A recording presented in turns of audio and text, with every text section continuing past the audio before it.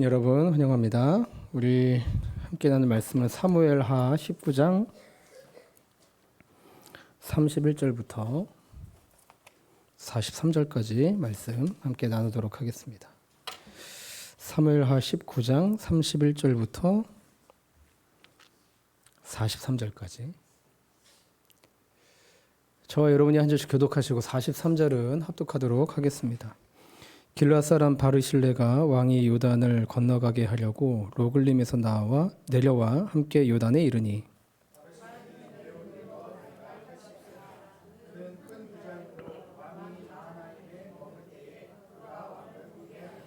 왕이 바르실레에게 이르되 너는 나와 함께 건너가자. 예루살렘에서 내가 너를 공개하리라.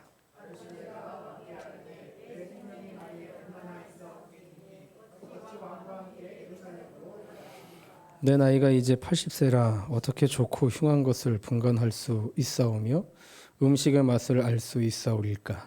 이 종이 어떻게 다시 노래하는 남자나 여인의 소리를 알아들을 수 있사오리까. 어찌하여 종이 내 주 왕께 아직도 누를 끼치리이까.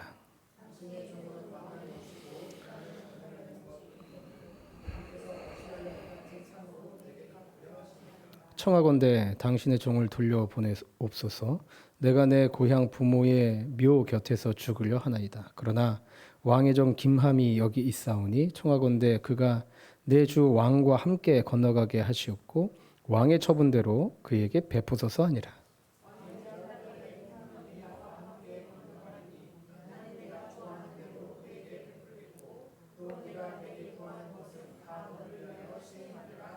백성이 다 요단을 건너매 왕도 건너가서 왕이 바르실레에게 입을 맞추고 그에게 복을 비니 그가 자기 곳으로 돌아가니라.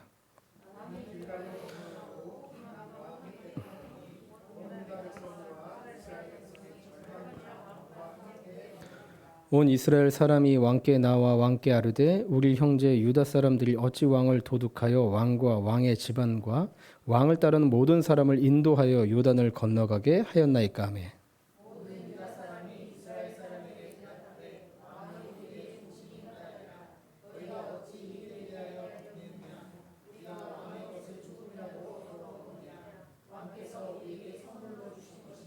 (43절) 이스라엘 사람이 유다 사람에게 대답하여 이르되 우리는 왕에 대하여 열 몫을 가졌으니 다윗에게 대하여 너희보다 더욱 관계가 있거늘 너희가 어찌 우리를 멸시하여 우리 왕을 모셔오는 일에 먼저 우리와 의논하지 아니하였느냐 하나 유다 사람의 말이 이스라엘 사람의 말보다 더 강경하였더라. 아멘. 점심 식사 맛있게 하셨죠? 오늘 수박도 맛있었습니까? 그 수박은 우리 정경 집사님, 고은실 집사님 가정에서 섬겨주신 수박이었습니다. 모르셨죠? 네. 네.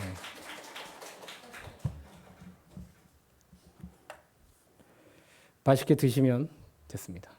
네.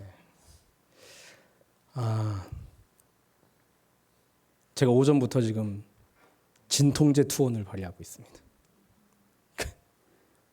새벽에 일어났는데 새벽 5시에 눈이 떴는데요. 이 턱하고 이 머리가 너무 아파가지고 그 갑자기 너무 아파서 일어나진 거예요. 그거 어떡합니까? 아프다고 제가 빠지면 안 되잖아요. 그래서 타이레놀 집에서 나올 때 하나를 먹고 교회 도착해서 하나를 먹고 또 황래 권사님이 챙겨주신 약을 또 먹고 점심 먹고 약을 또 먹었습니다. 좀 몽롱합니다. 왜 그럴까요? 갑자기 잠을 잘못 잤는지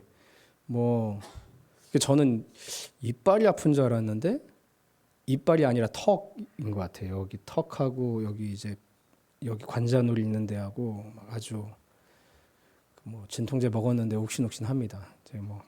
주일 예배 때도 그렇고 이 발음이 제대로 안 되는 것 같아도 이해하고 들어주시고 이런 발음 가운데도 하나님 말씀하여 주십니다. 네, 그게 은혜죠. 이전에 어떤 목사님이 KBS 신우의 예배에 참석해서 말씀을 전하는 일이 있으셨대요.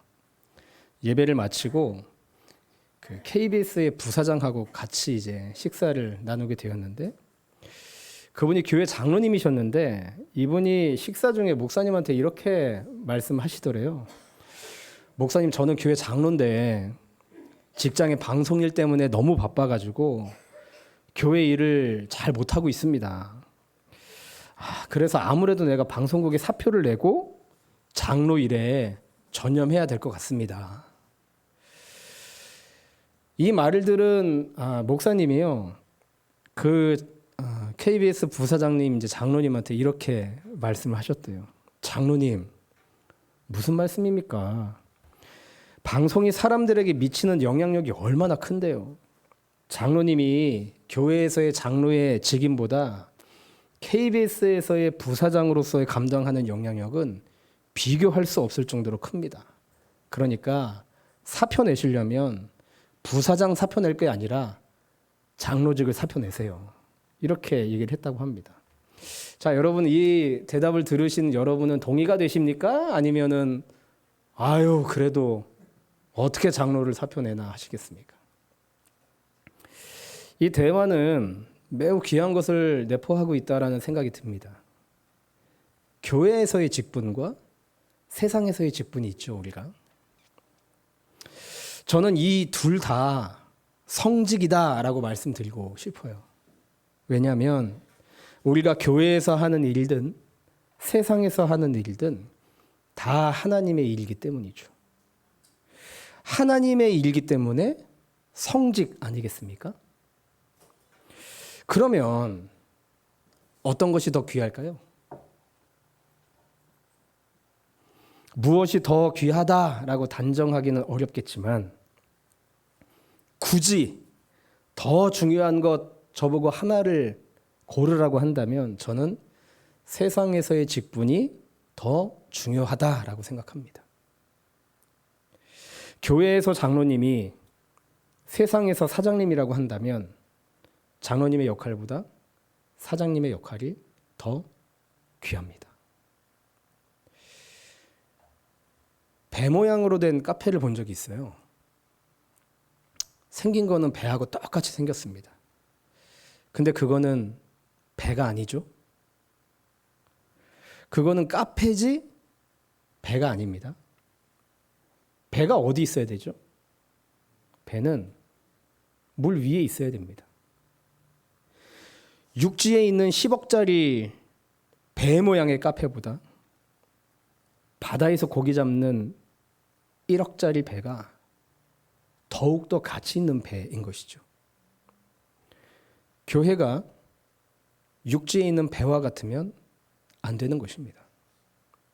우리 그리스도인들은 교회에서 힘을 쓰고 세상에서 힘을 잃는 경우가 너무나 많은 것 같아요. 그러나 그 반대가 되어야 되지 않겠습니까?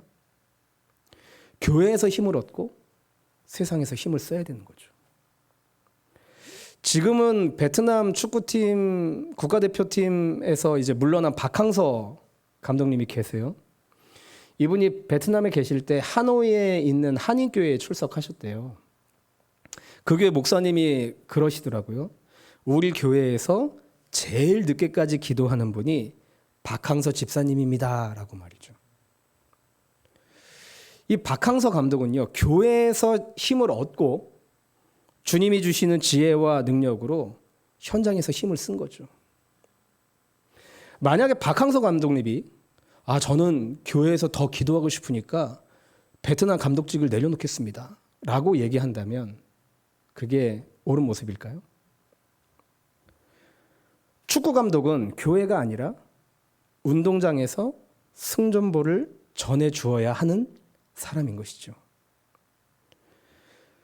모든 성도들도 그래야 되지 않겠습니까? 우리의 주무대는요, 교회가 아니라 세상입니다. 가정이요, 직장인 것이죠. 우리가 보통 영성, 오늘 바르실레의 영성이라고 나왔는데 영성 그러면 여러분 뭐가 떠오르십니까? 기도 많이 하고 말씀 많이 읽어서 목소리가 할렐루야 이러고, 예? 저처럼 이대 가르마 딱 단정하게 한 다음에 성경책 이렇게 딱 끼고 할렐루야, 영성, 영성이 아주 이렇게 보이죠. 예배 잘 드리고 또 봉사 열심히 하는 것, 또 그 한마디 한마디가 뭔가 깊이가 있어 보이고 그러면 그거 다 영성이라고 생각합니다. 물론 그런 것들도 영성이겠죠. 근데요, 진짜 영성은요, 삶의 현장에서 드러나야 되는 겁니다. 삶의 현장에서 드러나는 영성이 진짜 영성인 거죠. 여러분의 가정에서, 여러분의 일터에서, 여러분이 밟고 있는 그 땅에서 드러나야 되는 것이 바로 진정한 영성인 것입니다.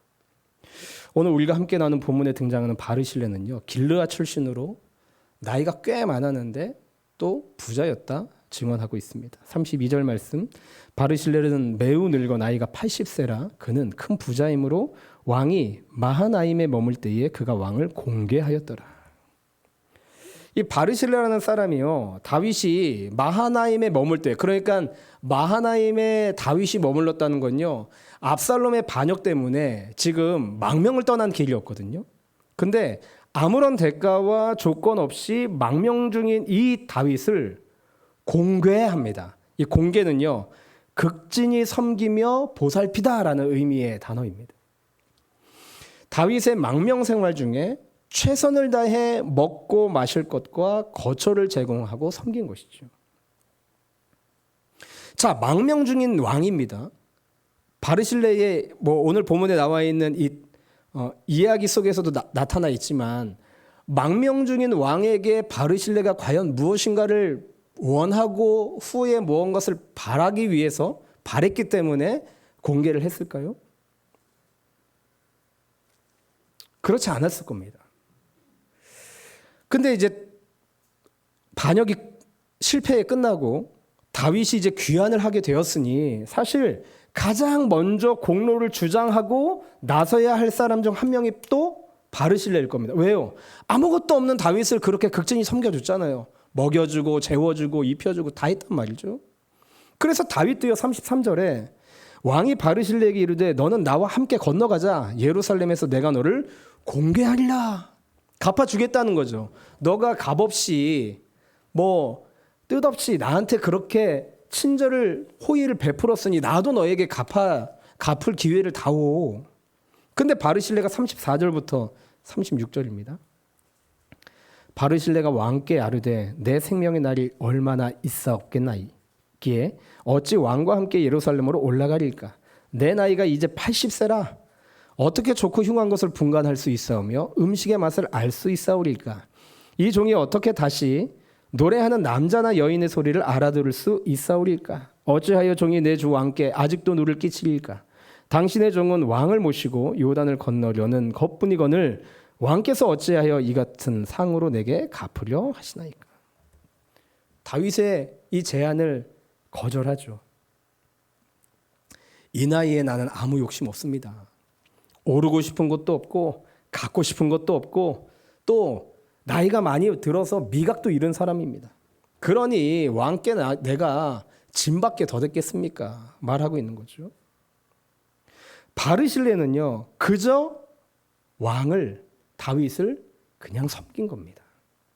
어떠한 대가나 보상을 바란 것이 아니죠. 죽게 하듯 섬긴 겁니다. 바르실레의 삶의 현장에서 그의 영성이 드러난 장면인 거죠. 골로새서 3장 23절에 이렇게 말씀합니다. 무슨 일을 하든지 마음을 다하여 주께 하듯 하고 사람에게 하듯 하지 말라. 마음을 다하는 것이 주께 하듯 하는 겁니다. 자, 여러분, 우리가 교회에서 봉사하고 섬기고 마음을 다해서 또 누군가에게 필요한 것들을 나누고 이런 모든 행동들이 여러분 혹시 하시면서 내가 그래도 이렇게 하니까 하나님 복 주시겠지 라는 생각으로 하십니까? 아니면 그저 하나님 마음 주셨으니 기쁜 마음으로 기꺼이 하십니까? 아마 후자가 굉장히 많을 거예요. 에베소서 6장 5절부터 7절에도 이렇게 말씀하죠. 종들아 두려워하고 떨며 성실한 마음으로 육신의 상전에게 순종하기를 그리스도께 하듯 하라. 눈 가릴만 하여 사람을 기쁘게 하는 자처럼 하지 말고 그리스도의 종들처럼 마음으로 하나님의 뜻을 행하고 기쁜 마음으로 섬기기를 주께 하듯 하고 사람들에게 하듯 하지 말라. 우리가 무슨 일을 하든지 마음을 다하여 주께 하듯 할 때 에베소서 6장 8절 이는 각 사람이 무슨 선을 행하든지 종이나 자유인이나 주께로부터 그대로 받을 줄을 알미니라. 우리가 모든 일을 주께 하듯 하며 나아갈 때 무슨 일을 하면 무슨 일을 하든 주님께서 갚아주신다라는 말씀입니다. 주님께서 다 갚아주신다라는 거예요. 사람들 몰라도. 오늘 정경 집사님하고 고은실 집사님하고 수박으로 섬겨줬잖아요. 정확히 어떤 이유로 섬겼는지 저는 알 수는 없습니다. 근데 저 두 분이 이 수박 몇 통을 섬기면서 무슨 생각했을까요? 무슨 기대했을까요? 해본 적이 없어가지고 잘 모르시겠죠. 그냥 성도들이 맛있게 먹어주면은 그것으로 기쁘지 않을까? 라는 생각으로 섬기지 않았을까요? 혹시 보상을 바라셨습니까? 수박 몇 통 가격 곱하기 10배로 하나님께서 채워주시겠지? 아마 그런 생각은 아니었을 거라고 생각합니다. 제가 이제 광고하지 않았었잖아요. 왜냐하면 저한테 와서 광고 요청도 하지 않았거든요. 우리는 몰랐어도 저들이 주께 하듯 수박으로 우리 성도들을 섬겼으면 주님께서 기억하시고 바라보시고 어떠한 거든지 갚아주신다라는 거죠. 그게 물질적이든 마음적이든 뭐든 간에 말입니다. 오늘 본문에도요, 주님께서 바르실레에게 갚아주는 내용이 나와요. 37절부터 38절인데 청하건대 당신의 종을 돌려 보내옵소서. 내가 내 고향 부모의 묘 곁에서 죽으려 하나이다. 그러나 왕의 종 김함이 여기 있사오니 청하건대 그가 내 주 왕과 함께 건너가게 하시옵고 왕의 처분대로 그에게 베푸소서 하니라. 왕이 대답하되 김함이 나와 함께 건너가리니 나는 내가 좋아하는 대로 그에게 베풀겠고 또 내가 내게 구하는 것은 다 너를 위하여 시행하리라 하니라. 여기서 김함이라는 사람이 등장하는데 많은 성경학자들이 얘기하기로는 아마 바르실레의 아들일 것이다 라는 주장들이 많습니다. 그러니까 바르실레는요, 자기 말고 자기의 아들인 김함을 다윗에게 부탁하고 있죠. 아들이 다윗의 집안 사람이 되어지길 원합니다. 이에 다윗은 40절에 왕이 길갈로 건너오고 김함도 함께 건너오니 온 유다 백성과 이스라엘 백성의 절반이나 왕과 함께 건너니라. 바르실레의 그 청을 기꺼이 받아들이죠. 먼 훗날에요, 김함은 베들레헴 인근의 게롯 김함이라는 땅을 분배까지 받아요. 다윗이 자기 고향 땅의 한 몫을 바르실레의 아들인 김함에게 떼어준 것입니다. 그리고 다윗은 죽음을 앞두고 솔로몬에게 바르실레의 아들에게 은총을 베풀고 극진히 대우하도록 유언까지 합니다. 바르실레의 섬김, 바르실레의 그 영성으로 인해 아들까지 복을 얻게 된 것이죠. 바르실레의 아들인 김함은 한 게 아무것도 없어요. 그저 아버지가 다윗을 잘 섬긴 것이죠.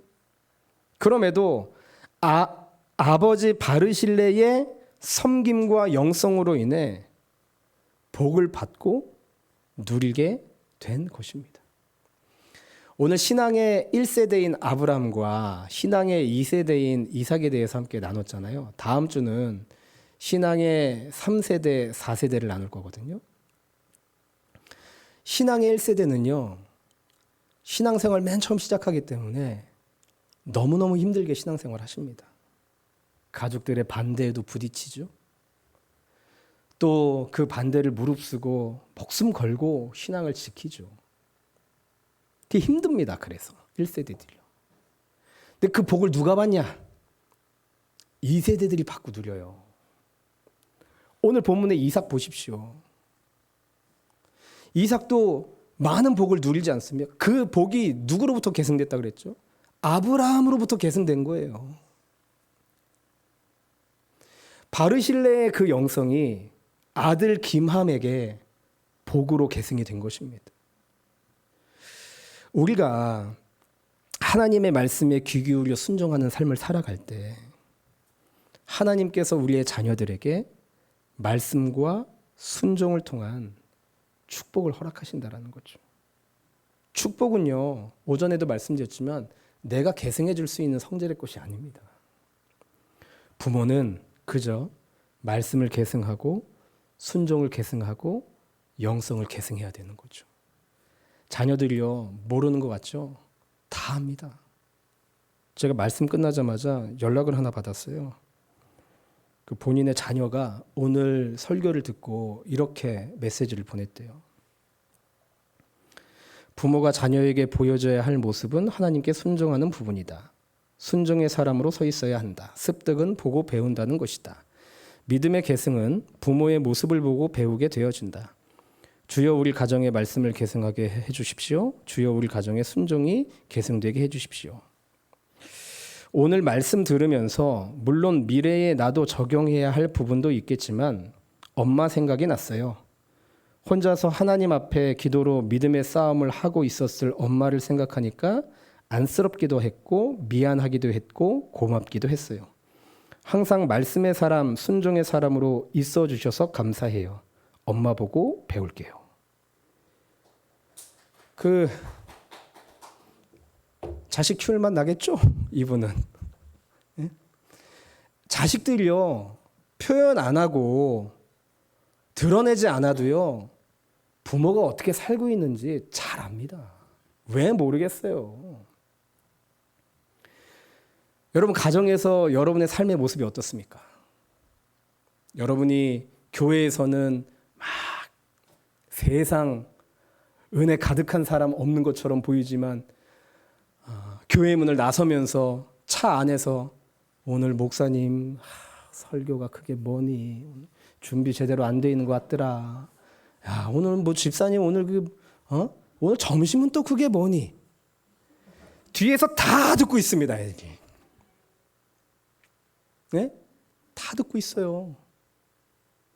그리고 똑같이 그게 계승되는 거예요. 똑같이. 누구 탓할 게 없어요. 오늘 그 설교 끝나고 저하고 악수하면서 어떤 분이 저한테 그러더라고요. 목사님 오늘 설교 은혜 받았습니다. 제 탓입니다. 그러고 가시더라고요. 누구 탓할 게 없습니다. 그 다 습득되고 보여줘요. 그러니까 우리의 영성은요, 우리의 삶의 현장, 교회에서는 힘을 얻고 그 힘을 세상 가운데 나아가서 가정 가운데 나아가서 그 영성이 증명돼야 된다라는 거죠. 하나님의 말씀에 아멘으로 화답했으면 그 말씀이 우리의 삶의 현장에 가서 실제가 되어야 된다라니까요. 근데 우리는 여기서 아멘 하지만 나갈 때 아멘으로 살아가지 못하잖아요. 자꾸 세상 탓하고 교회 탓하고 대통령 탓하고 도지사 탓하고, 네? 나라가 이게, 여러분 나라 꼴이 영 아닌 것 같습니까? 기도하세요. 나라의 위정자들을 위해서 기도해야 되지 않겠습니까? 광화문 그 가서 뭐 합니까? 네? 가지 마세요. 광화문. 여기서 기도하세요. 여기서 나라를 위해서 하나님께 돌아오도록, 위정자들이 국민들 무서워하도록, 하나님의 그 지혜로 이 나라 잘 다스리도록 기도해야 되는 것 아니겠습니까? 그러니까 맨날 집에서 뭐 유튜브 보면서 막 그 자식들 다 보고 있어요. 다 영향 받습니다. 삶의 현장에서 우리의 영성을 증명하십시다. 오늘부터, 지금 이 시간부터. 이게 하루아침에 안 되는 거 알아요. 그렇지만 의식합시다. 아무리 내 모든 것을 다 보여줄 수 있는 가족이어도 의식해야죠. 나의 자녀들이 나를 뒤에서 지켜보고 있다. 네? 무슨 말 하는지, 무슨 행동하는지 지켜보고 있다. 정신 번쩍 들지 않습니까? 제가 장난 농담 반 진담 반으로 그런 얘기 해요. 여러분 삶의 24시간 동안 제가 그 24시간 내내 함께 있다라고 생각해 보십시오. 얼마나 끔찍합니까? 마음대로 행동도 못하고 마음대로 말도 못하고, 근데 마음도 제가 24시간 동안 꿰뚫어 봐요. 아, 같이 있는 거 되게 불편하네. 이것도 막 제가 다 듣고 알고 있어요. 너무나 힘들지만 의식하지 않겠습니까? 근데 왜 무소부재하신 하나님, 우리와 언제나 함께 하시고 무사람의 마음까지 아시는 하나님께서 우리와 함께 하시는데 왜 하나님을 의식하지 않습니까? 왜 하나님과 상관없는 사람처럼 행동하고 말하고 생각하십니까? 그러면 우리 삶의 영성이 증명되지 않는 거죠. 사랑하는 여러분, 삶의 현장에서 말씀에 순종하는 영성이 드러나야 합니다. 그것을 통해 사람들이 몰라준다 하더라도 우리 주님께서는 갚아주신다니까요. 그 은혜를 경험하는 저와 여러분, 그리고 이번 한 주 되어지길 주님의 이름으로 축원드립니다. 이번 주 숙제 하나 드릴게요. 삶으로 드러나는 그 영성, 내가 하나님을 의식하는 거죠. 하나님 나와 함께하고 있다. 근데 내 입에서 이런 말이 나오면 안 되지. 한번 해보시겠습니까? 누구는 어떤 목사님이 이거를 예수 동행 일기를 쓴다, 다른 여러 가지 타이틀 붙일 수 있겠지만 타이틀이 중요한 게 아닙니다. 그렇게 살아내는 게 중요한 거니까요. 한번 내 삶의 현장에서 내 영성은 어느 정도인가를 보고 또 갚아주시는 그 주님의 은혜를 경험해 보시기 바랍니다. 해봐야 경험하는 겁니다. 하지 않으면 경험할 수 없거든요. 한번 해보고 다음 주 셀 모임 때 여러분 이렇게 해봤더니 이렇게 하나님께서 갚아주시더라. 그런 고백들이 있기를 바랍니다.